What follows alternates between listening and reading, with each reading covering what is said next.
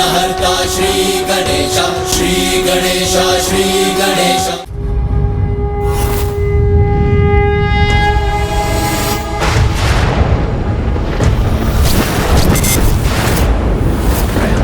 सदाशिवं नमामि हे उमापति जय नीलकंठ जय अनंत नमोस्तुते नमोस्तुते।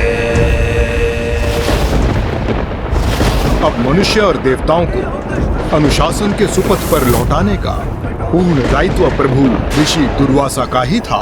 मुझे शीघ्र बताने की कृपा करें लंकेश कि प्रभु ऋषि दुर्वासा देवताओं को सुपथ पर कैसे लेकर आए और उन्होंने जगत में अनुशासन कैसे स्थापित किया। धैर्य रखिए गौरी पुत्र, मैं कुछ ही समय के उपरांत आपको संपूर्ण कथा सुनाऊंगा, क्योंकि अब मेरे द्वारा प्रभु के आत्मलिंग की पूजा संपन्न होने ही वाली है। चंदन लेप, बेलपत्र, पुष्प और फल तो मैं अर्पित कर चुका हूँ। अब तो मैं पंचनद के जल से प्रभु के आत्मलिंग का अभिषेक करने का इच्छुक था, किंतु मेरे यहाँ स्थित होने के कारण वो संभव नहीं। इसलिए भस्म अभिषेक आरती कर अपनी पूजा समाप्त करूंगा मैं, और वो भस्म मेरे अपने शरीर के अंग का भस्म होगा। ओम नमः शिवाय, ओम नमः शिवाय, ओम नमः शिवाय। जटाटवी कलज्वल प्रवाह भावित स्थले गले लंब्य लंबितांबुजंग तुंग मालिका।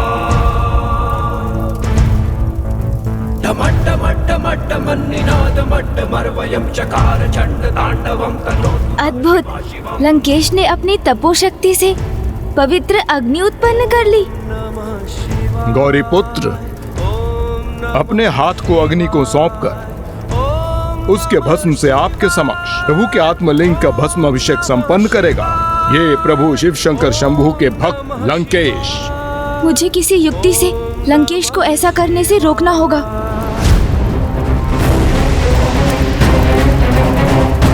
अब तो मैं पंचनद के जल से प्रभु के आत्मलिंग का अभिषेक करने का इच्छुक था, किंतु मेरे यहाँ स्थित होने के कारण वो संभव नहीं। संभव है।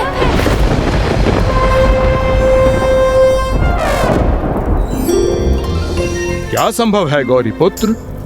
मैं संभव करूंगा। भस्म अभिषेक के स्थान पर आप पंचनद के जल से अभिषेक कीजिए ना प्रभु का। मैं करूंगा आपकी सहायता लंकेश।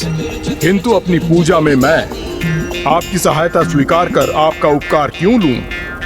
इसमें कैसा उपकार लंकेश? आप भी तो मुझे प्रभु महादेव के 19 अवतारों की कथाएं सुना रहे हैं, तो क्या मैं आपकी इच्छा पूर्ण नहीं कर सकता? उचित है गौरी पुत्र।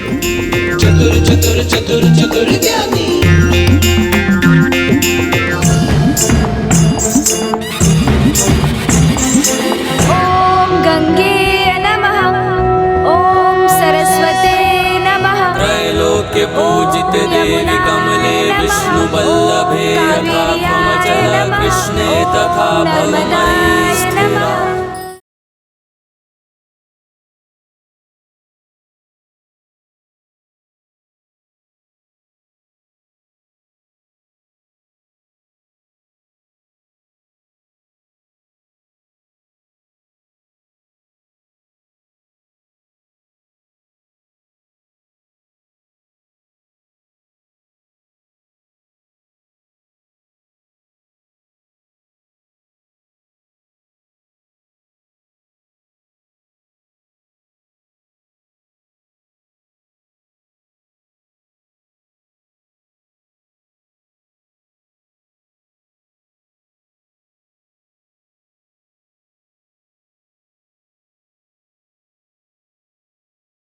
ये तो अति उत्तम है। गौरी पुत्र ने पांचों नदियों को यहाँ मेरी पूजा हेतु उपस्थित कर दिया। प्रणाम पंचनद माताओं। कल्याण हो पार्वती नंदन गणेश।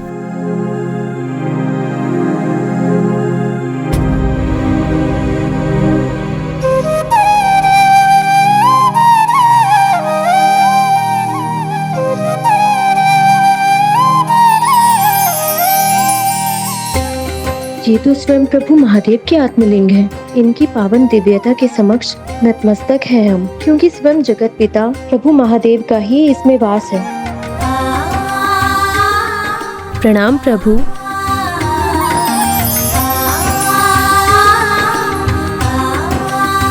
हे महान पंचनद माताओं, हे पावन नदियों, आपके यहाँ आगमन पर आपको कोटि कोटि धन्यवाद। माताओं, लंकेश रावण यहाँ मुझे प्रभु महादेव के अवतारों की कथा सुनाते हुए प्रभु के आत्मलिंग की पूजा संपन्न करने जा रहे हैं, और शीघ्र जब वो आपके अर्थात पंचनद जल से प्रभु के अभिषेक के साथ अपनी पूजा समाप्त करेंगे तो उनके मुख से ऋषि दुर्वासा अवतार की कथा सुनने का सौभाग्य प्राप्त होगा। ऋषि दुर्वासा? इसलिए प्रभु के आत्मलिंग का पंचनद अभिषेक करने में हमारी सहायता कीजिए।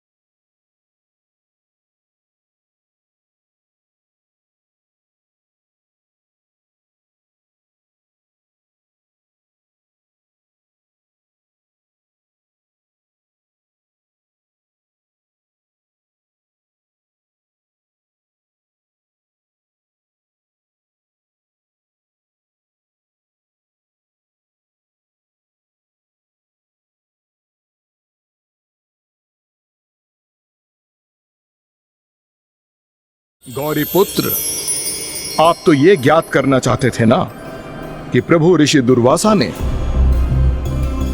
सृष्टि में पुनः अनुशासन स्थापित करना कैसे आरंभ किया। तो देवी गंगा से अधिक उत्तम इसे विस्तार से और कौन बता सकता है भला, क्योंकि वो तो उनमें से प्रथम थीं जिन्हें ऋषि दुर्वासा ने व्यवहार के अनुशासन का पाठ सिखाया था।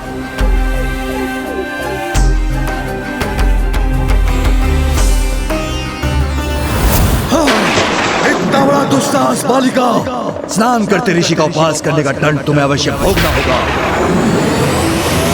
क्या ये सत्य है माता? क्या ऐसा कुछ घटित हुआ था?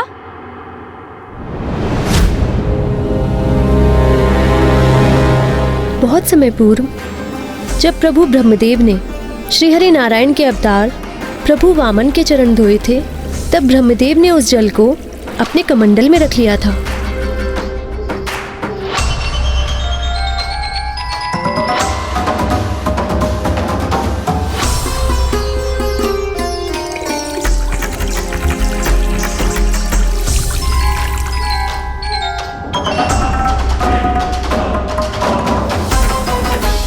उसी पवित्र जल में ब्रह्मदेव के कमंडल के ही भीतर मैंने एक बालिका के रूप में जन्म लिया था।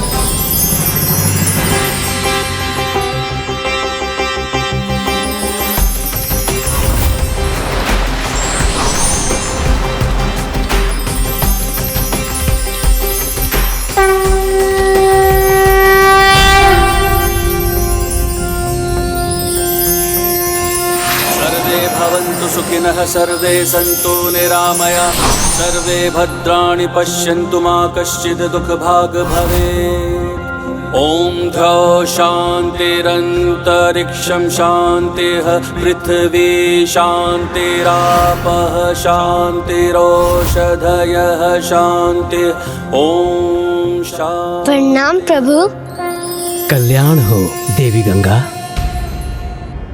फिर उसी नन्ही बालिका के रूप में प्रभु ब्रह्मदेव ने अपनी पुत्री के समान ब्रह्मलोक में ही मेरा पालन पोषण किया। किंतु एक दिवस जब मैं क्रीड़ा करते करते एक तितली का पीछा कर रही थी तो ब्रह्मलोक के सरोवर के तट पर पहुंच गई, जहां ऋषि दुर्वासा स्नान कर रहे थे।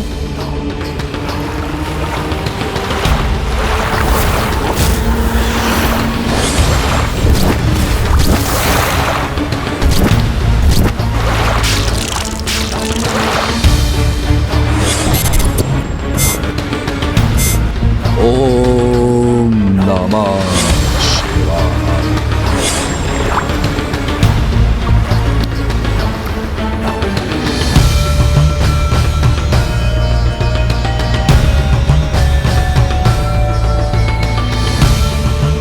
इतने दिव्य ऋषि कौन है ये?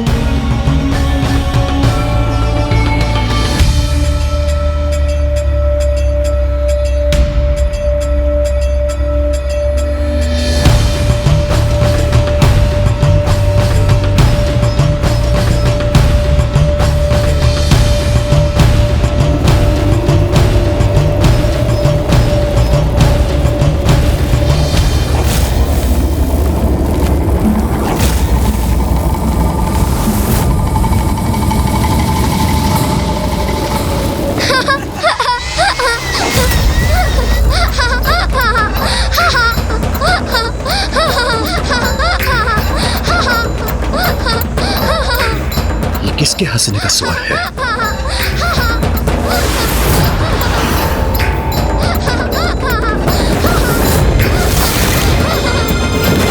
लगता है ऋषिवर क्रोधित हो रहे हैं। मुझे भय का आभास हो रहा है। इतना बड़ा दुस्साहस बालिका! स्नान करते ऋषि का उपवास करने का दंड तुम्हें अवश्य भोगना होगा। अपनी इस उद्दंडता से तुमने व्यवहार के अनुशासन को भंग किया है बालिका। ब्रह्मलोक में पालन पोषण होने के उपरांत भी तुम्हें इतना ज्ञात नहीं कि किसी को स्नान करते हुए नहीं देखना चाहिए और न ही किसी को असुविधा की अवस्था में देखकर हंसना चाहिए। यह शिष्टाचार के विरुद्ध है, जो व्यवहार के अनुशासन का प्रथम एवं महत्वपूर्ण भाग है।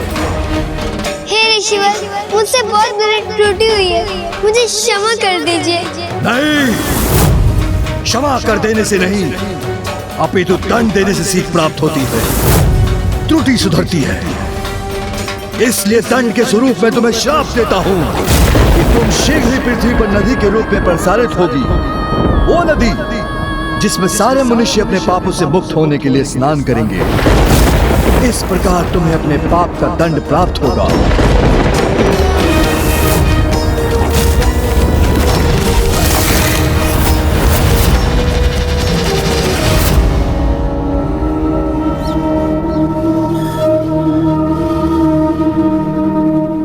इस घटना के परिणाम स्वरूप मुझे दंडित कर महान ऋषि दुर्वासा ने सभी जगतवासियों के व्यवहार को अनुशासित करना आरंभ किया और ये उदाहरण भी प्रस्तुत किया कि भले ही स्वयं ब्रह्मदेव की पुत्री हो अथवा कोई निर्धन ग्रामीण मनुष्य, सभी के द्वारा शिष्टाचार और धर्मनिष्ठ आचरण करना अनिवार्य है, जिससे कि वे अपने व्यवहार को उचित अनुशासन की परिधि में रख सकें।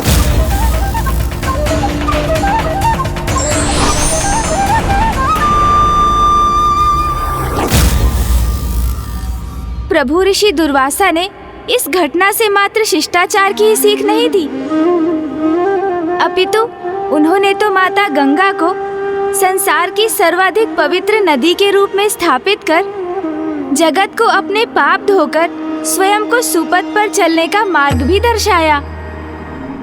किंतु मैं तो इस बात से अचंभित हूँ लंकेश कि उन्होंने स्वयं सृष्टि के रचयिता ब्रह्मदेव की पुत्री को दंडित करने के पूर्व एक बार भी विचार नहीं किया। ऐसा क्यों लंकेश, कृपया बताइए।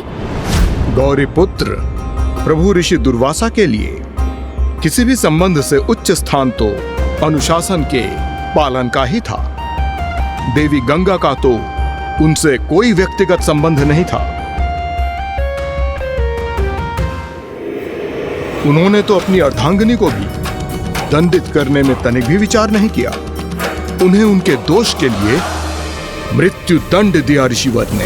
एक दिवस ऋषि दुर्वासा यात्रा के पश्चात क्लांत अवस्था में अपने निवास स्थान पहुंचे और उन्होंने अपनी अर्धांगिनी से विश्राम की इच्छा व्यक्त की, किंतु इसके साथ ही उन्होंने अपनी अर्धांगिनी को यह भी निर्देश दिया कि वे उन्हें ब्रह्म मुहूर्त की बेला में ही जगा दें। किंतु ऋषि दुर्वासा की पत्नी में अनुशासन की कमी आ चुकी थी, जिसके कारण ही स्वामी के पूर्व में दिए गए निर्देश के उपरांत भी उन्हें इसका ध्यान ही नहीं रहा।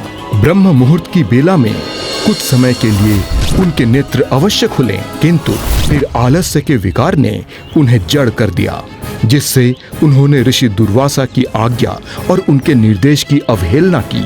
ब्रह्म मुहूर्त में निद्रा से जागृत कीजिएगा, जिससे मैं नियमानुसार अपनी पूजा संपन्न कर सकूं।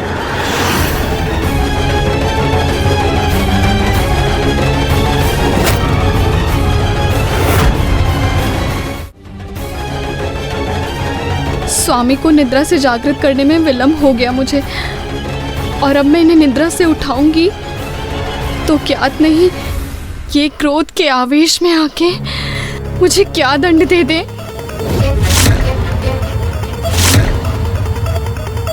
और यदि मैंने इन्हें जागृत नहीं किया तो भी इनका दंड देना निश्चित है। ये कैसी दुविधा उत्पन्न हो गई है मेरे लिए। अब मैं क्या करूं?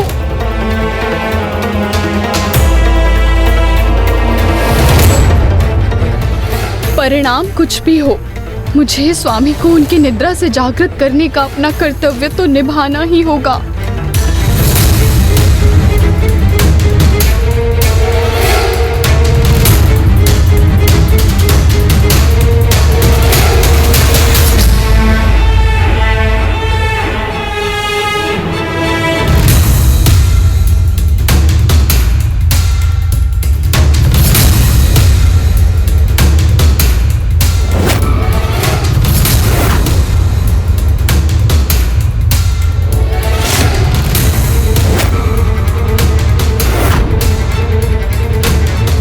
ब्रह्म मुहूर्त में निद्रा से जागृत कीजिएगा।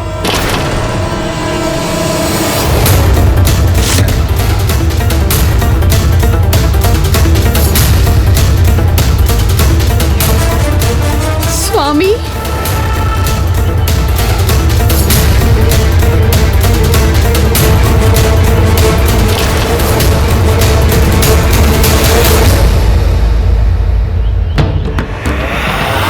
मुझे जागृत होने में इतना विलंब हो गया।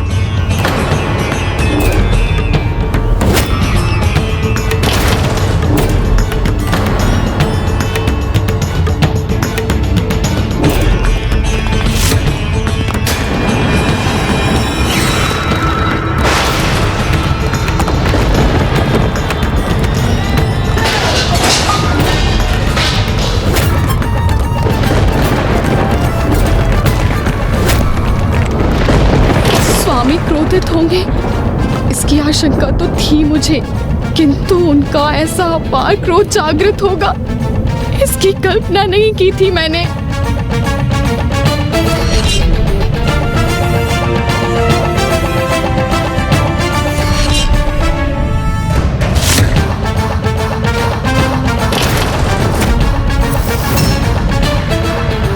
ब्रह्म मुहूर्त में सूर्योदय के पूर्व जागृत होने और मुझे निद्रा से जागृत करने के लिए मैंने आपसे अनुरोध किया था, और अब तो सूर्योदय भी हो चुका है। जिसने सदा ही अनुशासन को सर्वोच्च समझा, जिसने सभी को उस अनुशासन की सीख दी, वो ऋषि दुर्वासा हूं मैं। और मेरी अर्धांगिनी होकर आपने अनुशासनहीनता का दोषपूर्ण आचरण किया और समय के अनुशासन का उल्लंघन किया। मुझे क्षमा कर दीजिए स्वामी, मुझसे भूल हो गई। मुझे ज्ञात नहीं मैं किस प्रभाव में आकर जागृत होकर भी पुनः सुप्तावस्था में चली गई। मुझे क्षमा कीजिए स्वामी। यदि आज हमने अपनी अर्धांगिनी को क्षमा कर दिया तो फिर अनुशासनहीनता के लिए मैं किसी को कैसे दंडित करूंगा? और यदि मैं सभी जनों को उनके दोषपूर्ण व्यवहार के लिए क्षमा करने के लिए विवश हुआ तो मैं अनुशासन स्थापित कैसे करूंगा? इसलिए आपको अपने दोष का दंड तो भुगतना ही होगा देवी। और जिसके कारण मुझे भी आपका वियोग सहना होगा, और जिसके कारण मुझे भी आपका वियोग सहना होगा। ये क्या कह रहे हैं स्वामी? मुझे कैसा दंड देने का विचार कर रहे हैं?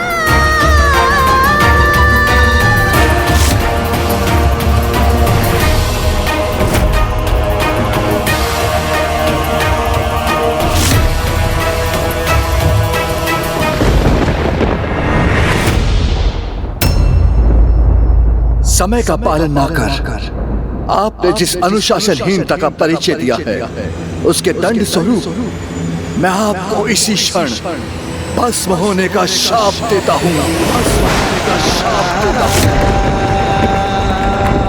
स्वामी ऐसा ना करें, मुझे क्षमा कर दीजिए। मेरी इतनी छोटी सी भूल के लिए मुझे इतना बड़ा दंड ना दीजिए। क्षमा कीजिए स्वामी।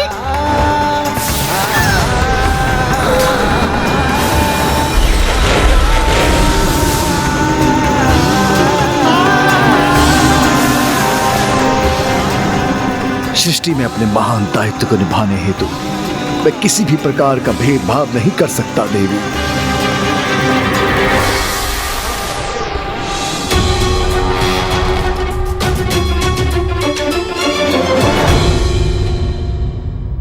प्रभु ऋषि दुर्वासा का तो ऐसा ही स्वभाव था कि किसी को भी ज्ञात नहीं था कि वो क्रोध के प्रभाव में किसे क्या दंड दे दें।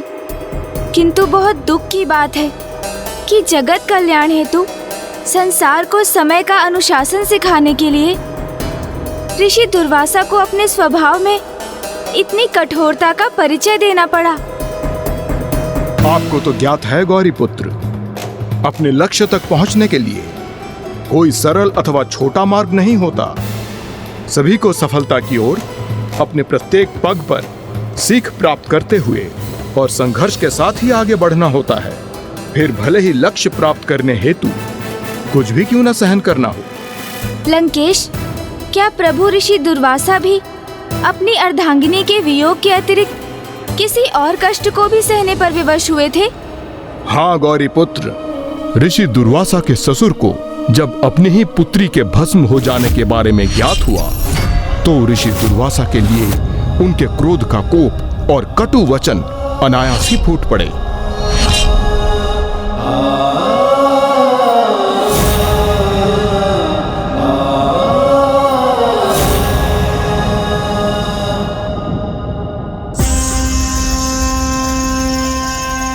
ऋषिवर, जो भी कुछ हुआ उसका मुझे भी अपार कष्ट हुआ है, किंतु मुझे उसका पछतावा नहीं, क्योंकि मैंने तो वही किया है जो संसार में पुनः समय का अनुशासन स्थापित करने के लिए अनिवार्य था। ऐसा कर मैंने संसार के समक्ष ये उदाहरण प्रस्तुत किया है कि अनुशासनहीनता के कितने गंभीर परिणाम होते हैं, किंतु आपकी पुत्री और मेरी अर्धांगिनी का त्याग व्यर्थ नहीं होगा। मैं यहाँ भस्म हुई अपनी निष्ठावान अर्धांगिनी को वरदान देता हूँ कि वो कदली फल में परिवर्तित होंगी।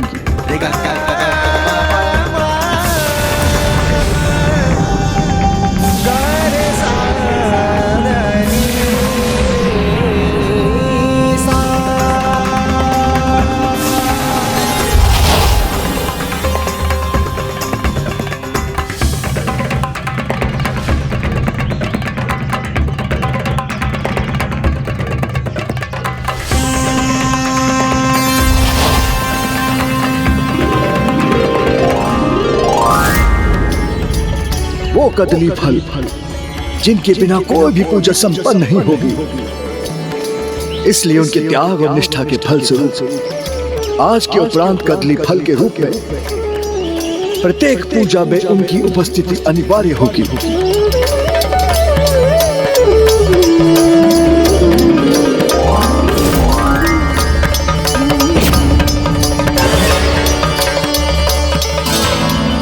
इस प्रकार ऋषि दुर्वासा ने समस्त संसार को ये बताया कि दिव्य पुरुषों के क्रोध में भी कोई ना कोई जगत कल्याण अवश्य ही छिपा रहता है, और उनके इस क्रोध से प्रकट होने वाले उत्तम परिणामों के साथ उसका सर्वाधिक अनिष्टकारी प्रभाव भी प्रकट होने वाला था। और इसका आरंभ तो स्वयं प्रभु शिव शंकर शंभु द्वारा प्रभु ऋषि दुर्वासा को दिए जाने वाले उपहार से हुआ था। जय शिव शंकर शंभु।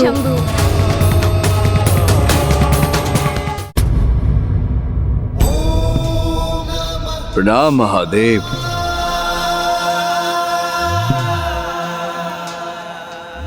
आपने अपने जन्म से ही संसार में अनुशासन स्थापित करने हेतु परिश्रम किया।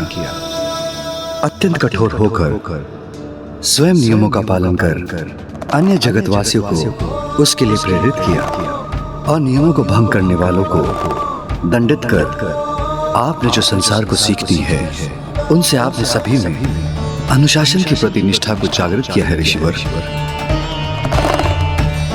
किंतु प्रभु, अभी तो इस दिशा में बहुत कार्य करना शेष है, मुझे ज्ञात है।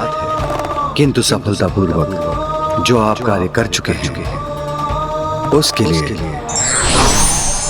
पुरस्कार स्वरूप मैं आपको ये परिजात पुष्पों की माला प्रदान करता हूं।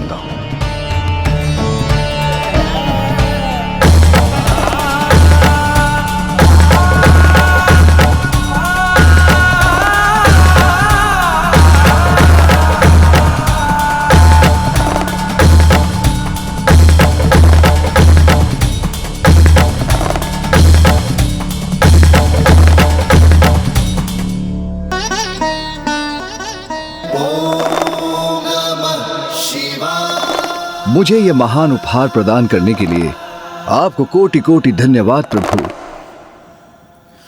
ओम नमः शिवाय। किंतु प्रभु, इस पुष्प माला का मेरे कार्य में क्या लाभ? इस माला के पुष्प श्री हरि नारायण को प्रिय होने के साथ साथ साक्षात देवी लक्ष्मी स्वरूप हैं। इसलिए ये माला जिसके साथ रहेगी, उसके ऐश्वर्य में कभी कोई अभाव नहीं होगा और वो उस माला के प्रभाव से सदा विजय प्राप्त करेगा। जब भी आपको कोई ऐसा सुपात्र दिखाई दे जो उसके योग्य हो, आप ये माला उसे प्रदान कीजिएगा। अवश्य प्रभु।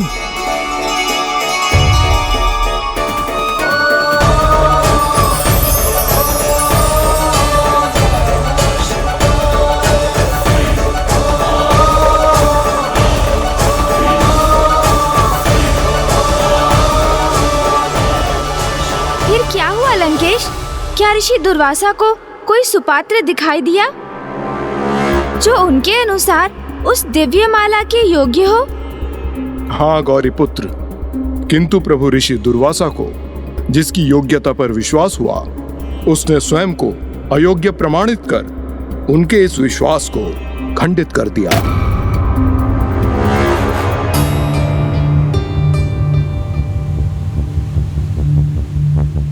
देवताओं में श्रेष्ठतम देवराज इंद्र हैं। उनके अत्यंत महत्वपूर्ण दायित्व हैं। इसलिए महादेव द्वारा प्रदान की गई पुष्प माला की सर्वाधिक आवश्यकता भी नहीं है। अवश्य ऐसी दिव्य माला को प्राप्त कर वो अति आनंदित होंगे।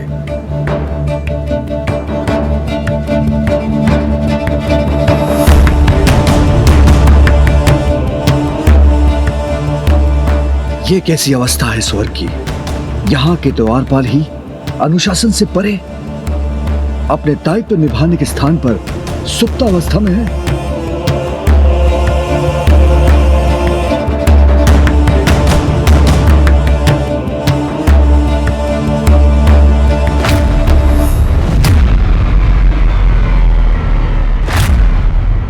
और स्वर्ग के भीतर भी सभी प्रकार की अव्यवस्था ही दिखाई दे रही है मुझे।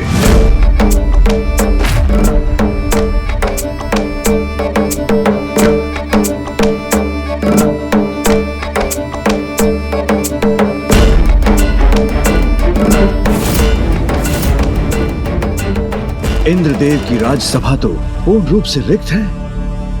यहां तो कोई भी देवता नहीं, किंतु समय के अनुसार तो यहां सभी देवताओं को उपस्थित होना चाहिए और देव सभा में जगत कल्याण हेतु गंभीर विमर्श होना चाहिए, किंतु यहां ऐसा कुछ नहीं हो रहा है।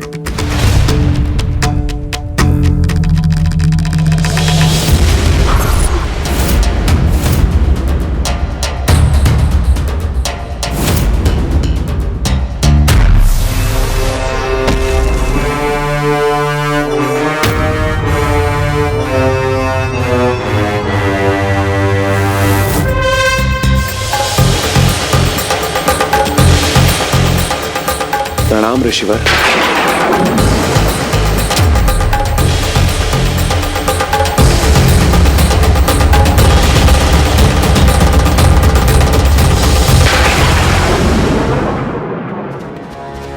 स्वर्ग लोक की अवस्था देख ऋषि दुर्वासा तो पूर्व से ही कुपित थे, और फिर ऐसे में अकस्मात ही देवराज इंद्र से उनकी भेंट हो जाना अब एक ऐसी स्थिति का निर्माण करने जा रहा था जो कदाचित देवताओं के लिए एक महासंकट का कारण बनने वाला था। सदा अनुशासन का पालन एवं धारण करने वाले ऋषि दुर्वासा अब कैसे देवताओं के जीवन को सदा सदा के लिए अंधकार में डालने वाले थे, यही अब संसार देखने वाला था गौरीपुत्र।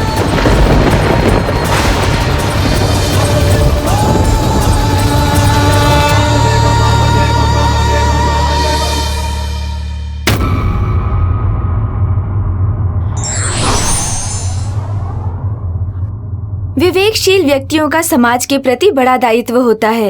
यदि वही अनुशासनहीन हो जाएं, तो सारी व्यवस्था ही चरमरा जाएगी। For more updates, subscribe to our channel, click the show links and enjoy watching the videos.